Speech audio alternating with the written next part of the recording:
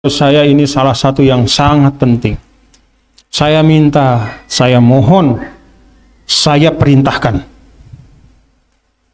Seluruh pondok-pondok pesantren NWDI, sekolah-sekolah NWDI, madrasah-madrasah NWDI, dari semua tingkatan, betul-betul jaga kehormatan dan nama baik. Jaga kehormatan dan nama baik. Jangan ada praktek atas nama apapun yang melanggar hukum di pondok pesantren kita. Aslih ummata Muhammadin sallallahu alaihi wasallam wa farij an ummati Muhammadin sallallahu alaihi wasallam warham ummata Muhammadin sallallahu alaihi wasallam وانشر واحفظ وأيد نهضة الوطن في العالمين وعمر نهضة الوطن الدينية الإسلامية على مذهب أهل السنة والجماعة إلى يوم الدين بحق محمد صلى الله عليه وسلم. أما بعد. حضور المشايخ الكرام والسادة الأساتذة الأفاضل dan seluruh para pengurus organisasi dan hadirin hadirat yang dirahmati Allah Subhanahu wa taala. Tidak lupa yang sama-sama kita hormati Ketua Yayasan Pendidikan Darun Nahdlatain Nahdlatul Watan Diniyah Islamiyah Bapak Haji Muhammad Jamaluddin dan seluruh pengurus yang mungkin hadir pada kesempatan ini. Pertama, alhamdulillah kita bersyukur pada sore menjelang malam 27 dari bulan yang paling mulia kita dapat ijtima dan kita isi dengan membaca hizib Nahdlatul Watan, membaca di dalamnya ada Yasin dan doa-doa. Kita tutup dengan walillahil asmaul husna fad'uhu biha, yaitu dengan Asmaul Husna. Mudah-mudahan semua yang kita baca diijabah oleh Allah Subhanahu wa taala. Tentu ini kesyukuran untuk kita semua Bapak-bapak Ibu. Nggih, sama-sama kita bersyukur kita bisa meneruskan tradisi guru kita Ninida Maulana Syekh untuk selalu melaksanakan ijtima' pada malam 27, tepatnya menjelang malam 27. Mengapa ijtima' ini dilakukan? Kalau dari sisi ijtima'nya, memang Maulana Syekh guru kita itu selalu berusaha memperbanyak ruang, kesempatan untuk kita bisa bersilaturahim di mana-mana. Bahkan majelis beliau ketika beliau hayat pun itu dinamakan majelis silaturahim, majelis dakwah Hamzan Wadi. Jadi dari sisi ijtima'nya itu memang ini salah satu ciri khas dari Al-Maghfurlah Maulana Syekh, yaitu memperbanyak kesempatan untuk beliau dengan murid-muridnya bertemu dan bersilaturahim. Tadi Rais Dewan Mustasyar menyampaikan bahwa saat ini memang ada banyak perubahan dalam bentuk silaturahim kita. Tetapi alhamdulillah nilai dari silaturahim itu dengan beragam cara insya Allah dapat kita pertahankan.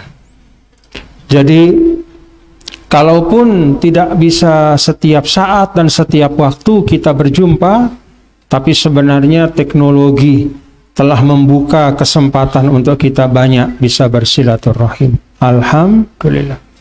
Dari sisi waktunya, dari sisi ijtima', tadi memang inilah cara Al-Maghfurlah untuk mendidik kita, memperbanyak supaya sering bersilaturahim.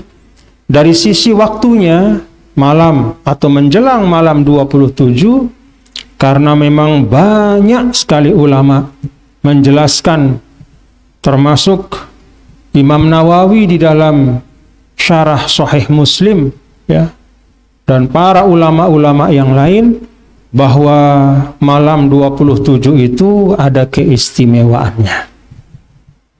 Ada keistimewaannya. Min haitsu, paling tidak dia adalah termasuk dari iltamisuha fil ashril awakhir.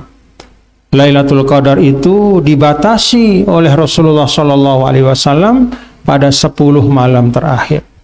Dan dari 10 malam terakhir itu adalah fil autar, pada malam-malam yang ganjil, 21, 23, 25, 27, 29. Dan dari malam-malam yang ganjil, banyak ulama mengatakan bahwa sering terjadi Lailatul Qadar pada malam 27. Jadi min haitsu, dari sisi malam menjelang malam 27, ini adalah cara dari Nini Ida Maulana Syekh juga untuk mendidik kita pada saat memasuki sesuatu yang penting, maka perlu kita melakukan persiapan yang khusus. Menjelang malam 27 yang mudah-mudahan penuh dengan keberkahan dari Allah Subhanahu wa taala, kita berijtima. Bapak-bapak dan ibu, saudara-saudara, ini saya sampaikan untuk supaya kita ingat, supaya kita paham. Dan saya mohon setiap kali dalam kegiatan-kegiatan kita juga hadir dengan kefahaman. Nanti pada ba'da Idul Fitr ada yang disebut dengan silaturrahim pendidikan. Bapak-bapak dan ibu nanti akan hadir juga di situ. Kenapa Al-Maghfurlah membuat silaturahim pendidikan? Pahami. Jadi semua tasarrufat Maulana itu insya Allah ada nilai-nilai pendidikan di dalamnya. Karena itu kalau di dalam hizib yang kita baca itu Al-Maghfurlah meminta kita untuk mendawamkan, untuk mengamalkan membaca hizib pada setiap saat, bil khusus pada saat-saat yang membutuhkan perhatian yang khusus dari kita, membutuhkan lebih banyak lagi pertolongan dari Allah. Maka ketika Al-Maghfurlah menyampaikan itu, pasti juga ada rahasianya. Pasti ada makna pendidikan di baliknya. Nah, ini yang pertama yang ingin Tiang sampaikan. Marilah kita belajar pada Maulana Syekh, tidak hanya belajar qaulan, tetapi juga manhajan. Qaulan artinya apa-apa yang jadi wasiat Al-Maghfurlah, misalnya di wasiat renungan masa, ataupun yang pernah langsung kita simak pengandika Maulana Syekh di pengajian, itu kita ingat, itu kita berusaha ikuti. Maka itu namanya mengikuti secara qaulan. Selain qaulan, kita juga belajar untuk mengikuti Maulana Syekh manhajan. Arti manhajan adalah bagaimana cara beliau membangun semangat, bagaimana cara beliau mendidik, cara-cara seperti apa yang digunakan oleh Maulana Syekh untuk membangun perjuangan ini. Kita belajar dari beliau. Mungkin bapak-bapak dan ibu-ibu, saudara-saudara, ada hal-hal yang secara spesifik berubah dari waktu ke waktu, tetapi nilainya itu pasti tetap sama. Jadi kalau Al-Maghfurlah Maulana Syekh mengajarkan tentang nilai keistiqomahan, maka itu pasti tetap bermanfaat sampai kapanpun.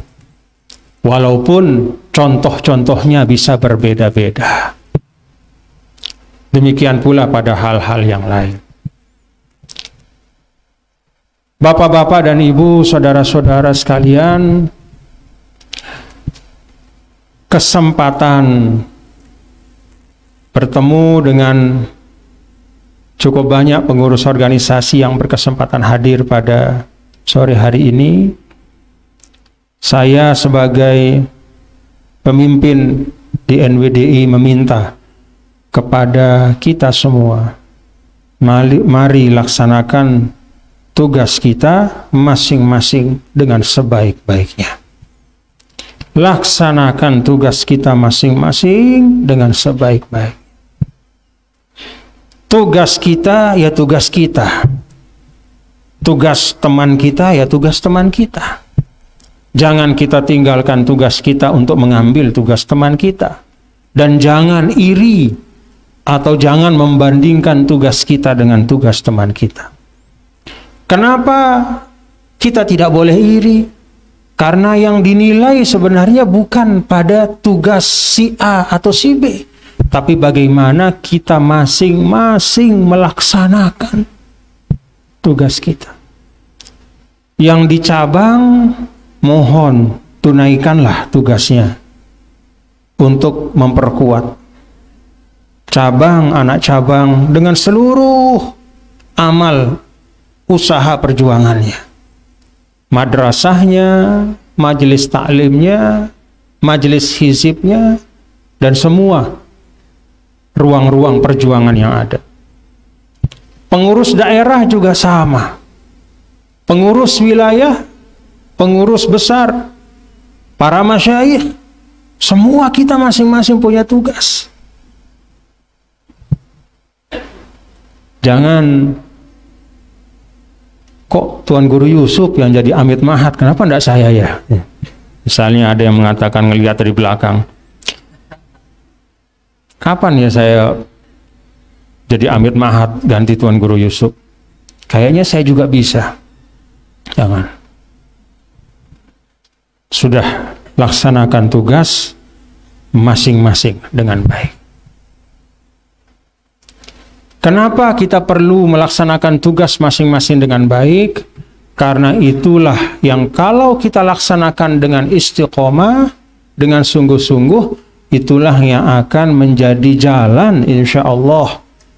Perjuangan-perjuangan apapun yang kita lakukan, sosial, dakwah Islamiyah, kemudian pendidikan, kemudian ekonomi umat, dan semuanya mudah-mudahan akan berhasil kalau masing-masing melaksanakan tugasnya dengan sebaik-baik. Termasuk para santri kita, termasuk para asatidz dan ustadzat, semuanya punya tugas. Dengan karakter atau sifat tugas masing-masing. Sifat tugas itu beda-beda. Setiap tugas membutuhkan orang dengan keahlian atau bakat yang juga beda-beda. Coba dalam Al-Quran, apa contohnya coba?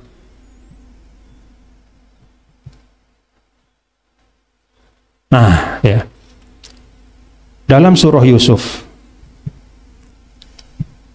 ketika Nabi Yusuf alaihissalam dihadapkan kepada pemimpin Mesir waktu itu,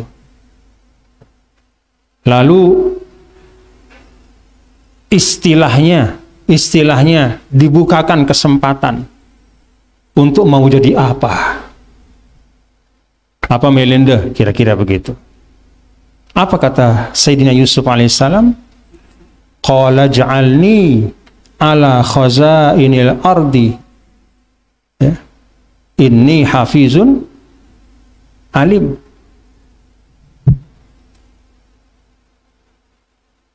Wahai raja, Pak, tempatkan saya menjadi bendahara negara. Saya ini orang yang pandai memelihara amanah dan punya ilmu untuk itu.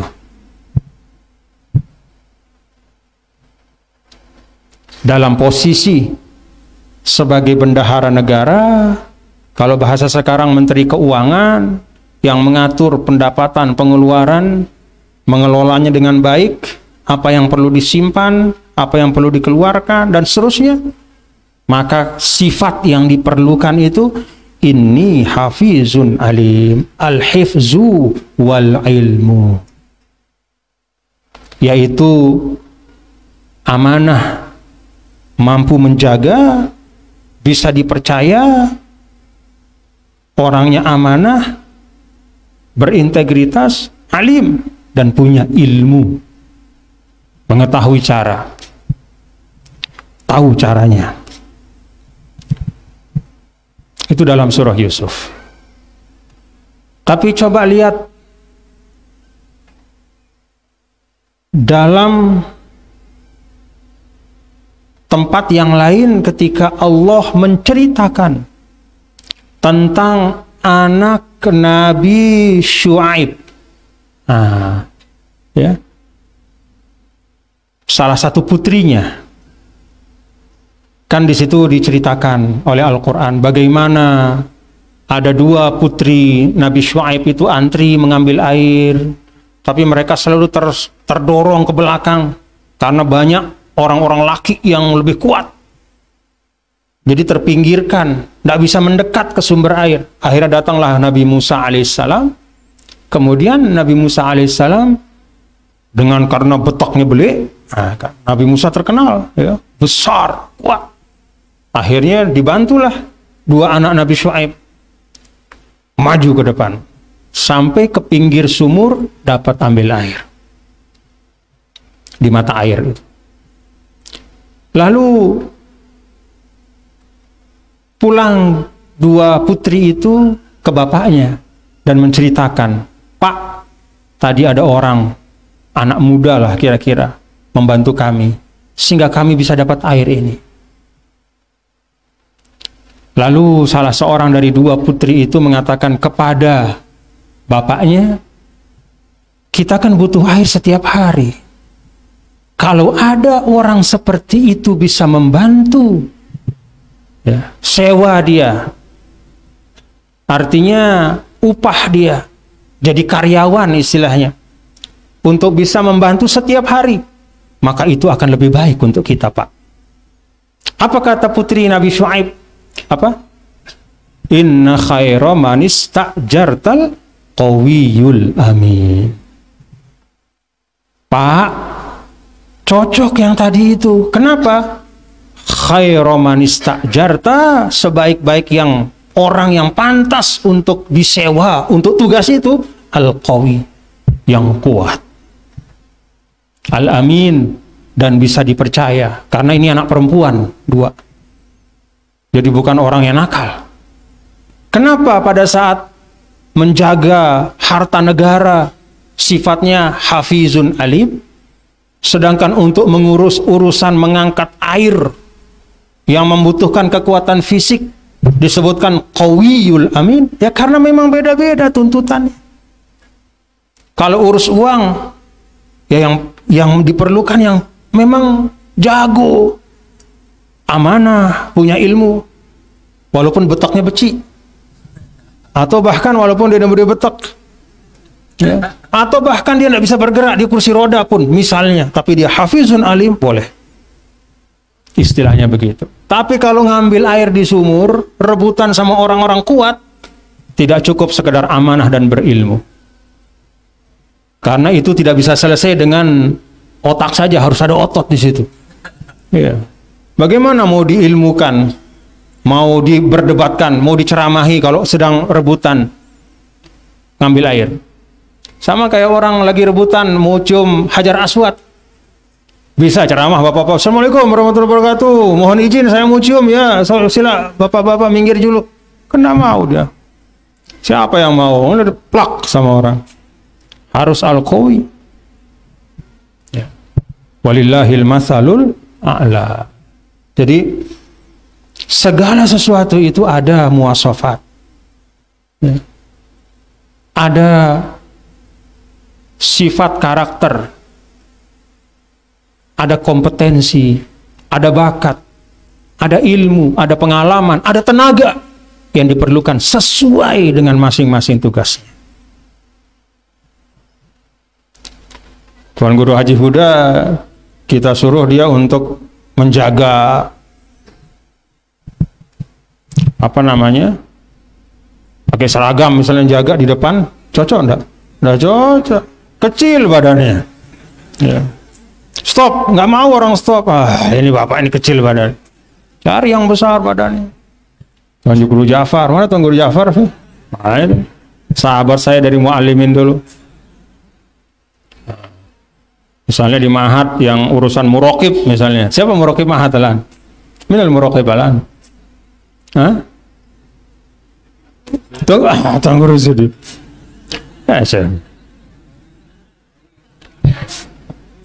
Muraqib itu kan inspektur kalau bahasa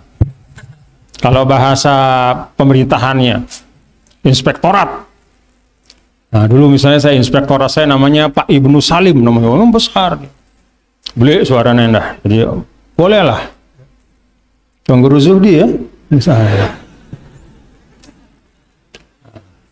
Tapi jangan salah, ya.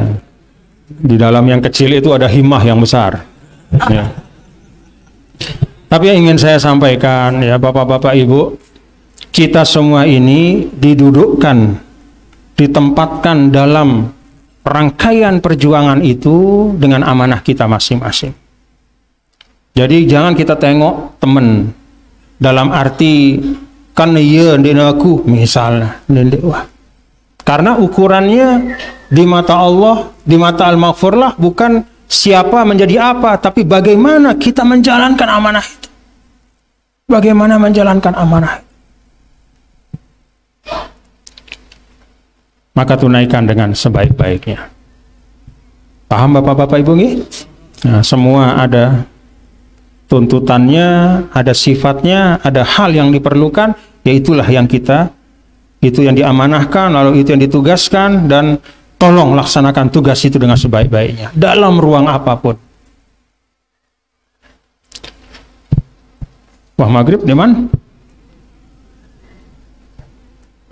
Hah? 10 menit. Nah, Bapak-bapak Ibu, yang terakhir tapi penting, ya, dan bahkan menurut saya ini salah satu yang sangat penting. Saya minta, saya mohon, saya perintahkan seluruh pondok-pondok pesantren NWDI, sekolah-sekolah NWDI, madrasah-madrasah NWDI dari semua tingkatan betul-betul jaga kehormatan dan nama baik. Jaga kehormatan dan nama baik. Jangan ada praktek atas nama apapun yang melanggar hukum di pondok pesantren kita. Apalagi selain melanggar hukum juga melanggar norma, melanggar tuntunan-tuntunan adab, akhlak, hukum-hukum agama. Itu lebih-lebih lagi, jauhkan.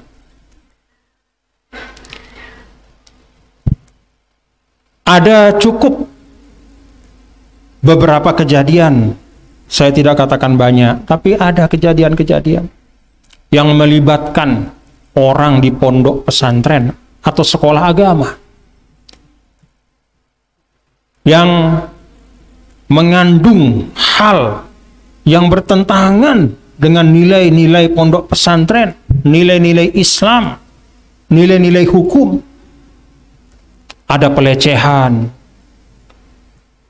anak orang yang dititipkan oleh akad kalau anak sekolah itu apa yang paling dekat Tuan Guru? Itu akadnya apa Tuan Guru kira-kira yang paling pas? Anak kalau disekolahkan, kalau ibaratnya diakadkan antara orang tua sama gurunya, apa? Wadiah ya, titipan ya, paling dekat ya. Kalau kita pakai kaidah, pakai ibaratnya apa? Akad-akad dalam fikih yang macam-macam itu mungkin yang paling dekat wadiah. Wadiah itu titipan. Titipan itu artinya apa? Dijaga dan dikembalikan dalam bentuk yang minimal sama dengan ketika dia diterima. Kalau dia dalam keadaan baik, kembalikan dalam keadaan baik. Plus ada ilmu. Orang tua datang dari jauh membawa anaknya ke kita. Ustadz yang titip panggih, Tuan Guru tiang titip anak tiang, didik ya bagus-bagus, tiang serahang lesida, itu titipan. Jaga itu. Maka kalau zaman dulu misalnya ada ya, ya kita sudah alami lah, misalnya pakai fisik, mantok, mukul, ngelanjak, nendang, nempeleng, tidak boleh lagi ada di pondok kita. Tidak boleh lagi ada di sekolah kita. Kenapa? Melanggar hukum. Itu bagian-bagian yang mutaghayyirat, tunduk kepada kesepakatan, kebiasaan, dan nilai yang berkembang di tengah masyarakat. Kalau dulu itu boleh, kalau dulu itu tidak dianggap pelanggaran, bahkan dulu dianggap sebagai satu bagian dalam mendidik, maka sekarang halnya sudah berubah. Tradisi pendidikan juga berubah, hukum yang mengatur kita sebagai masyarakat juga sudah berubah. Itu sudah menjadi hukum pidana. Jangan. Yo kan lai itu ya tekeno isi ustadzah misalnya.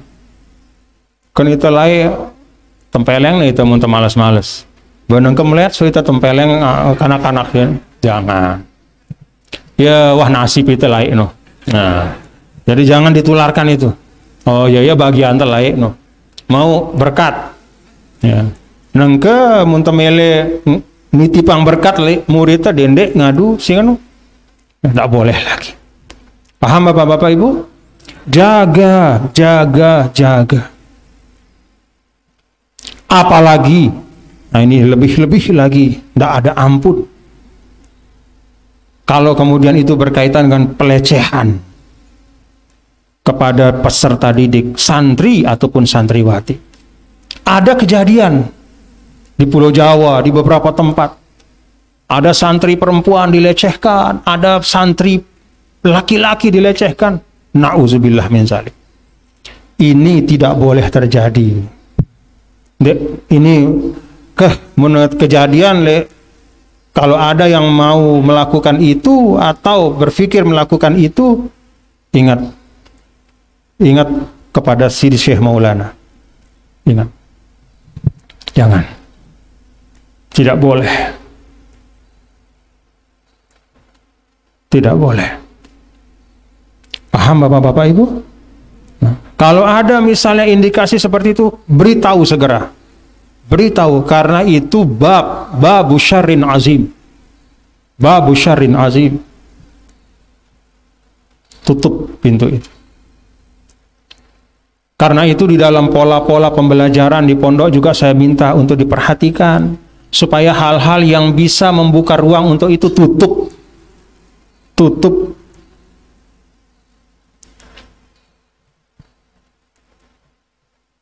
Dan ini tanggung jawab. Ini wajibul waqt untuk kita hari ini. Kenapa? Karena pondok pesantren akhirnya terimbas. Cukup banyak sekarang orang tua yang berpikir ulang untuk menyekolahkan anaknya di pondok pesantren, termasuk di kota-kota besar. Karena demikian banyak berita-berita. Kadang kejadiannya satu, tapi diberitakan berulang-ulang. Sudah begitu, bukannya kemudian kita tolak cara seperti itu, bahkan ada yang bela, ada kemudian yang mengatakan tidak apa-apa. Jangan. Mari kita jaga nama baik pondok pesantren dengan memastikan pendidikan di pondok pesantren itu memang menjadikan anak-anak didik kita itu orang terhormat lahir batin. Dan tidak bisa kita menjadikan anak-anak didik kita terhormat lahir batin kalau kita sebagai gurunya tidak menjaga kehormatan mereka lahir batin. Kalau tidak dijaga lahir batin. Mohon dipahami nih Bapak-bapak, ini penting yang sampaikan. Penting karena jangan sampai semua kebaikan-kebaikan, semua hal-hal hebat yang sudah dibangun oleh Sidi Syekh Maulana melalui madrasah-madrasah akhirnya tercoreng karena urusan seperti itu. Saya mohon dijaga. Inilah yang dapat saya sampaikan. Allahumma innaka afuwun karim tuhibbul afwa fa'fu anna ya karim. Allahumma atik riqabana wa riqaba abaina wa ummahatina wa masyayikhina wa man lahu ta'alluqun bina wa sairil muslimin minan nar. Allahumma inna nas'aluka ridhaka wal jannah wa na'udzubika min sakhatika wan nar. Allahumma taqabbal minna sairu amalina waj'alha qurbatan khalisatan liwajhikal karim waj'alha sababan li ghufrani dzunub wa satril uyub wa raf'id darajat ya rabbal alamin. Sallallahu alaihi wasallam ala sayyidina maulana Muhammad walhamdulillahirabbil alamin.